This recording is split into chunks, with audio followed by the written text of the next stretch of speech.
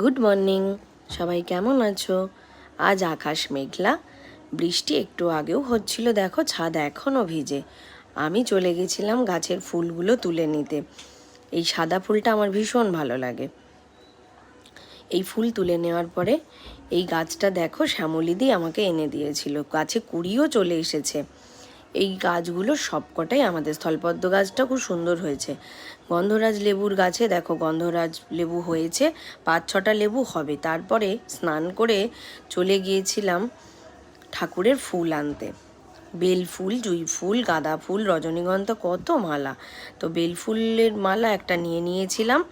বাড়ি এসে ঠাকুরের ফুল সাজিয়ে, গোপালকে স্নান করিয়ে সাজিয়ে গুছিয়ে গয়না পরিয়ে বসিয়ে দিয়েছি। দেখো কি সুন্দর লাগছে আমার গোপাল আর মিষ্টি মুখ। যাই হোক, ভিডিওটি ভালো লাগলে লাইক, কমেন্ট, শেয়ার অবশ্যই করো। আর সবাই ভালো থেকো।